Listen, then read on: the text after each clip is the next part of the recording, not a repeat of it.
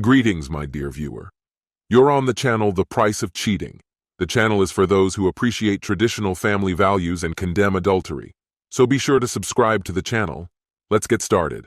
The romantic comedy that my wife Lily and I had just finished watching finally ended, and it felt like an eternity had passed. I had drunk more beer than I probably should have, but when I collapsed next to her, she didn't seem to mind. Still, I couldn't quite figure out what she thought about the film. "I just don't understand, Alexander. How could the husband be so unforgiving, refusing to pardon his wife over such a trivial matter?" she asked, her face full of confusion. "Are you joking?" I snapped, my voice sharper than I intended. "That wasn't some small mistake. She cheated on him, Lily. Any wife who does that deserves consequences. It's completely unacceptable no matter how you look at it. It's cruel and heartless." Lily sighed heavily. "A man who truly loves his wife would be more forgiving. Just because she made a mistake doesn't mean she doesn't care about him. It just means her feelings weren't strong enough. A wife who cheats shows that she doesn't respect her husband and doesn't care about the humiliation she's caused him, even if it's not visible on the surface. He will always feel less important in her eyes." "And what if she didn't mean for it to come across that way?" I countered. "Her intentions don't change anything, Lily. What matters is that she broke the trust, and there should be consequences for that." "That's ridiculous, Alexander. I can't believe you're stuck in such outdated views." "There's nothing outdated about expecting loyalty," I replied sharply. "Infidelity can't be justified. If the wife confesses before the husband finds out, maybe they can work through it.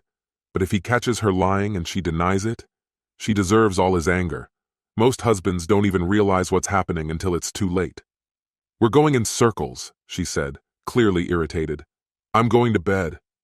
She got up and left, leaving me alone with my thoughts. Earlier that day, we had spent several hours wandering through supermarkets and sales. I hadn't minded tagging along with her. There was always something to catch my eye while Lily searched for her favorite old rusty ironing board holders. The more worn out they were, the more she liked them. We were both saving every penny, trying to make our dream come true, to buy our first house. Of course, it had to have a big kitchen where she could display her growing collection of holders. We had been married for 10 years, though we had dated even longer. She's short, slightly plump, and I often joked about her perfect hips for childbirth. We had grand plans to start a family as soon as we settled into our new home. All we had left to do was save up enough for the down payment. But now, that conversation wouldn't leave my mind. Lily had oddly defended infidelity during our talk. It was a subject we had never discussed before, and to be honest, it had never crossed my mind. But now the thought was stuck in my head. Most of the guys I work with keep their wives under control. And me? I'd always trusted Lily completely. I never doubted her loyalty. I had never cheated on her, and I couldn't imagine that she would cheat on me. But something about that conversation left me uneasy. It wouldn't hurt to dig a little deeper, I thought. Not that I really expected to find anything, but curiosity got the better of me. My job kept me busy from 5 a.m. to 5 p.m., and Lily worked from 7 a.m. to 4 p.m., leaving me with little time alone in the mornings. The next day, I finished early, around 10 a.m., and decided to stop by home. I didn't even know what I was looking for, but it felt like I was about to start some kind of secret investigation, like I was searching for hidden treasure. As soon as I entered the apartment, I was hit by an overwhelming, unfamiliar smell. It was air freshener, and there was too much of it. The entire place reeked of it. I walked through the rooms, breathing in, trying to figure out what had happened. Eventually, I made it to the living room and noticed the fireplace. The hearth was spotless, as if it had just been cleaned, and the bricks were still slightly damp with soot. If Lily had burned something to hide evidence, she probably would have taken everything else with her to work. But maybe she wasn't as careful as I thought. I rummaged through the garbage in the garage and found something, a plastic seal from our trash can. I emptied its contents onto the kitchen table, spreading out old newspapers. It was time to see what secrets might be hiding in plain sight, waiting to be uncovered. The burnt remnants were mostly soot and ash, though among them remained a few charred scraps of paper and scorched photographs. I wish I could say I found something meaningful in the wreckage, but I didn't. What I knew for sure was that she had deliberately destroyed these things so I wouldn't discover what they contained. The only conclusion I could draw was that she had something she wanted to hide. And after our conversation the previous evening, a growing sense of unease began to take root inside me. Lily had been the center of my life for as long as I could remember, and we had planned so much for the future. But now it seemed I had missed the signs, the subtle hints that had been right in front of me all along. There were parts of her life she had never shared with me. Suddenly, I realized I knew almost nothing about her work or the people she spent her days with. It had never even occurred to me to ask. But now she had my full attention. On my way to work, I stopped by an electronics store and bought 3 voice-activated digital recorders, along with extra batteries. When I contacted the phone company, they had no trouble providing me with call logs for both of our phones for the past 4 months. I told them it was for a tax audit, and since the request involved both numbers, it raised no suspicions. After reviewing my own calls, I destroyed the logs at the office, not wanting to leave any traces. It was the first time in our entire marriage that I allowed myself to think poorly of Lily. The thought left a bitter taste, but I couldn't shake it. That day, I came home a few hours earlier than she did, which gave me plenty of time to carefully hide the recorders. I placed one in the living room, another in our bedroom, and the third in the kitchen, making sure it wouldn't pick up the constant hum of the refrigerator. The next morning, I activated the recorders before leaving for work. By the time Lily got home that evening, dinner was already on the table. "Hey, honey, I made chili for dinner. I hope that's okay," I said, trying to keep things casual. "Sounds good," she replied. "Just hope it's not too spicy." Halfway through dinner, a thought struck me. "By the way," I began, "when I got home earlier, there was this strange smell in the house, kind of a mix of flowers and burnt plastic. What did you burn in the fireplace this morning?" She tensed, realizing she'd been caught off guard. Trying to brush it off, she said, "Nothing important, just some old papers and stuff from school." But I didn't believe her. "Why did you burn them?" I asked. "You could have just thrown them in the trash or shredded them. You cleaned the fireplace so thoroughly, like you didn't want anyone to notice." Her irritation became obvious. "Why are you making such a big deal out of this?" she snapped. "It was just old papers. Why are you being so paranoid?" I looked at her, keeping my voice calm. "They didn't look like school papers, Lily. More like letters and photographs. What did you really burn?" Then she lost it. "Are you serious? You went through the ashes just to accuse me of something, really?" she yelled, her anger boiling over. "Forget about it. You're doing the dishes tonight. I'm going to take a shower and go to bed. You can sleep on the couch." Lily had never spoken to me like that before. But then again, I had never questioned her like this before either. As soon as I heard the water running in the shower, I seized the moment to grab her phone and quickly recorded all the numbers from her speed dial, recent calls, and saved messages. I transferred her contact list to a file on my computer in just a few minutes. Sleeping on the couch didn't bother me, but the smell of lilacs mixed with burnt debris made it hard to breathe. The next day, I took a sick day. I left the house as usual, making sure to turn on all the recorders before I left. But instead of going to work, I spent the day at a cafe, just waiting. When I returned home around 8 p.m., I immediately sat down to listen to the recordings. Lily had made one phone call. "Things are getting a little difficult at home," she said. "No, it's not serious. He suspects, but he doesn't know what's really going on. He's becoming a real problem. I think I can manage. Friday seems like a doable deadline, most likely. See you then." I still didn't know who was on the other end of the line, but I suspected I wouldn't stay in the dark for long. What exactly was supposed to happen on Friday? That question lingered as I spent the morning at the library, going through her call logs. I could have done this at home, but the telephone directories available here were far more reliable and faster than anything I could find online. Of course, they were useless for tracking mobile numbers. I managed to rule out most of the numbers by matching them with known contacts or entries in her address book. But one number stood out. It was linked to a contact labeled MT. Not only was this number saved in her phone book, but it was also on her speed dial list. A second entry with the same initials pointed to a landline, Michael Taylor's number. I knew him, Lily worked with him, and we had met a few times. The last time was at a corporate event about 2 weeks ago. I recalled how Michael and Lily had spent most of that evening together, practically glued to one another. That memory made me uneasy, especially since Michael was there with his wife, a petite brunette who, like me, didn't seem to be enjoying the evening much.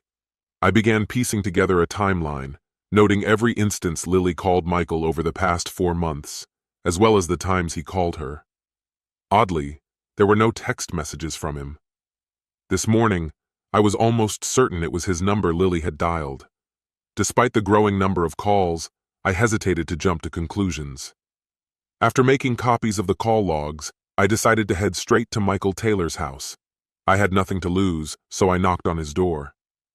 "Alexander Singh, right? What brings you here?" "Good afternoon," I replied. "I was hoping we could talk." "Please come in," she said, clearly surprised by my sudden appearance. "This is unexpected. I feel like I'm at a disadvantage." She introduced herself as Isabella, Michael's wife, and extended her hand to me. I shook it, though my thoughts were elsewhere. And then, without warning, she struck me with her words. "Alexander, I think it's time we talked about the affair between your wife and my husband." Her words hit me like a bolt from the blue. I hadn't expected this turn of events. She clearly understood the situation better than I did. "I'm filing for divorce and plan to name Lily in the documents. I have enough evidence and I think we could help each other." "Isabella, I'm not here to complicate your life. I only found out about this yesterday and I have almost nothing, just the call logs." "Show me," she said more firmly than I expected. I handed her a copy of the records. She flipped through the pages with the precision of a seasoned detective, making notes and comparing them with the documents she had. The corners of her mouth twitched occasionally, as if she found something absurd in the situation. The deeper she delved into the details, the more animated she became. Finally, I interrupted her. "Do you have anything you could share?"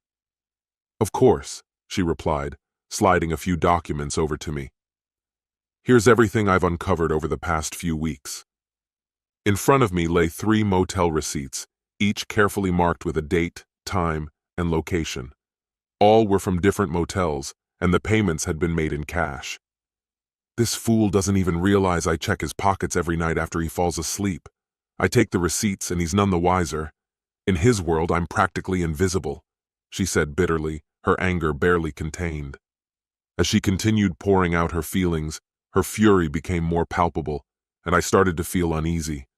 Although her anger wasn't directed at me, the intensity of her emotions was overwhelming.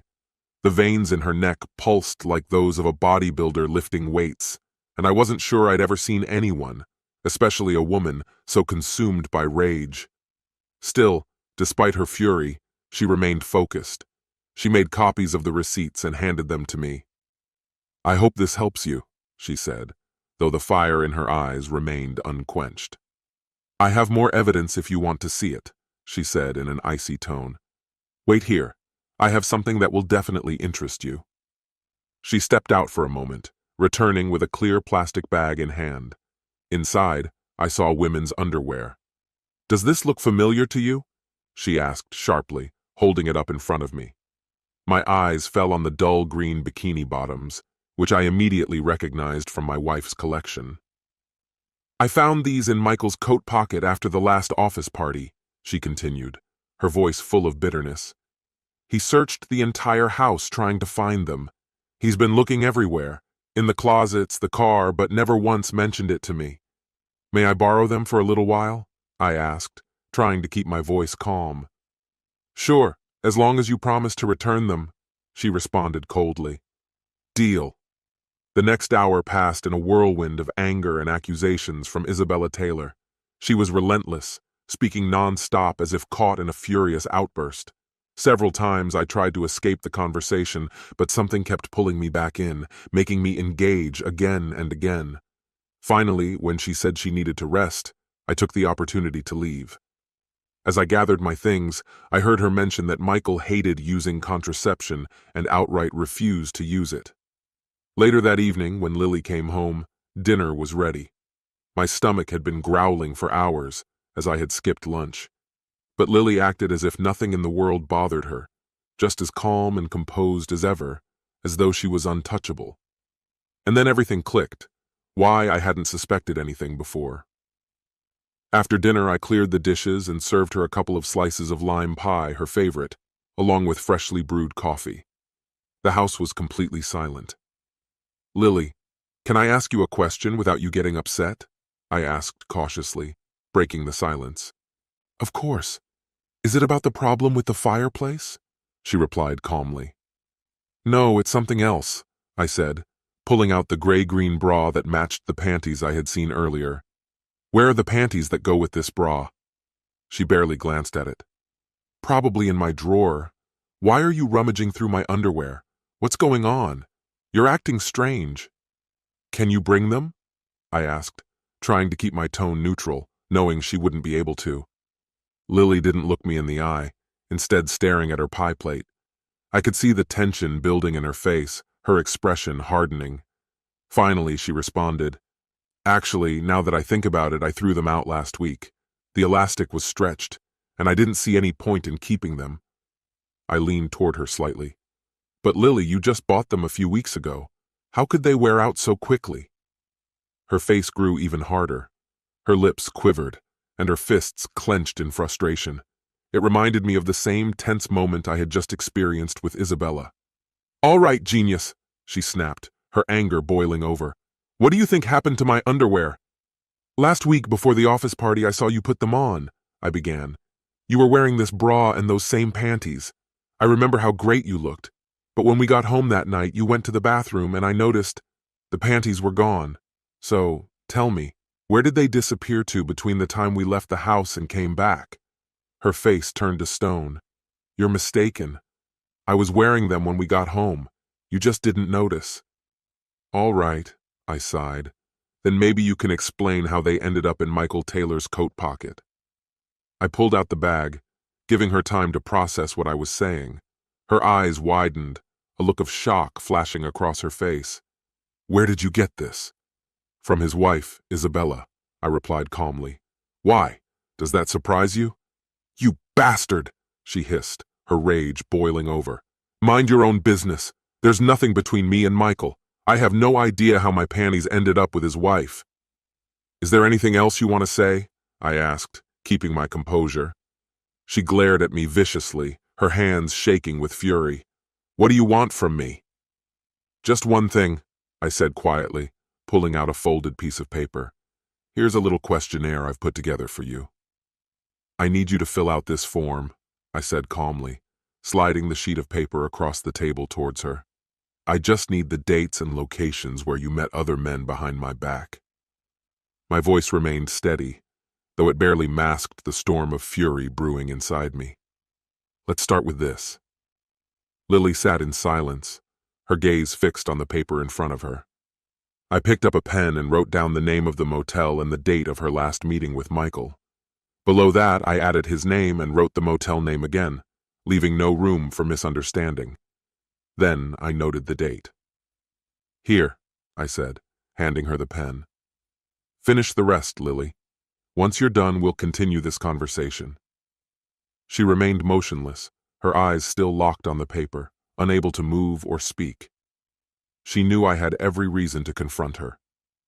"And one more thing," I continued, my voice growing more irritated. "I'm furious not just because you cheated, but because neither you nor he bothered to use protection. Cheating is one betrayal, but not even thinking about the consequences? That's a whole other level. Did you ever think about what you could bring home to me?" My voice shook with disgust. "Was it only Michael, or were you just as careless with the others?" I asked, sarcasm seeping into my words. She hesitated for a moment before mumbling, "Only Michael. He didn't use anything." The weight of her words hung in the air between us. Her admission hit harder than I expected. It seemed even she hadn't grasped the full scope of what she'd said until it was too late. This mistake confirmed everything I needed to know. Michael wasn't the only one. Before I could respond, she shoved the paper aside, nearly knocking everything off the table, and ran out of the room. The soft click of the bedroom door closing was accompanied by the muffled sound of her sobs. That night, I didn't go back home.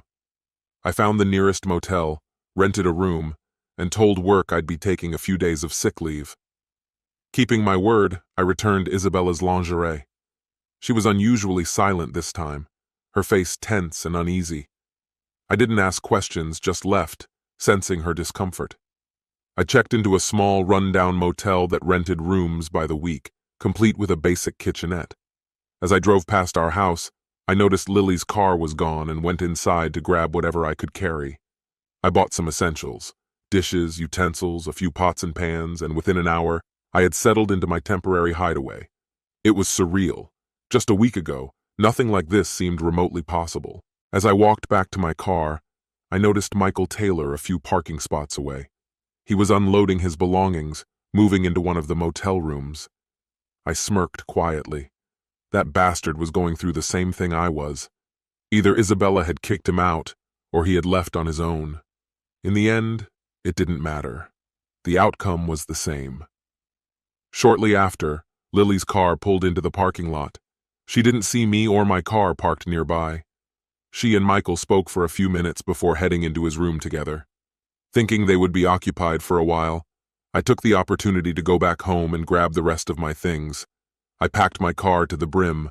My computer, camera equipment, portable TV, CD collection, and even the George Foreman grill, everything I could fit. As I was unplugging the answering machine, there was a knock at the door. "Mr. Singh?" I opened the door to find 2 police officers. "Mr. Singh?" one of them repeated. "Yes," I replied, puzzled. "Are you Lily Singh's husband?" the officer asked in a serious tone. "Yes, that's me. Has something happened? Is she all right?" "I'm afraid we have some bad news for you, sir," the officer said, his voice calm but firm. "Your wife has passed away." "No," I said, shaking my head in disbelief. "You must be mistaken. I saw her just a couple of hours ago. She was fine." "When did you last see her?" the other officer asked. "She was at a motel with Michael Taylor," I explained, still trying to process what they were telling me. "Mr. Taylor is dead too," the first officer added, his words hitting me like a punch to the gut. My mind struggled to make sense of it all. "How?" I asked, my voice barely audible. "They were shot," the officer replied bluntly. "Look, I've been here all day. I don't even own a gun," I protested, still in shock. The officer sighed heavily. "I understand this is hard to comprehend, Mr. Singh. Try not to take it too much to heart. There was a shooting. Mrs. Taylor opened fire on both of them as they were leaving his room. She fired, and then immediately called 911. When we arrived, she was sitting on the floor by the door, quietly crying. Are you sure you'll be okay? Or do you need someone to stay with you? No, honestly, I'll be fine. Thanks. Just a week ago, everything seemed perfectly normal. But now, everything had been turned upside down. I wanted revenge on the cheaters, but now there was no one left to take revenge on. I had become a widower. Lily paid a harsh price for her actions. All I could do was move forward and pursue my dreams, but with another woman. I hope she won't be like Lily. This concludes the story. If you like it, then put your powerful like and subscribe to the channel.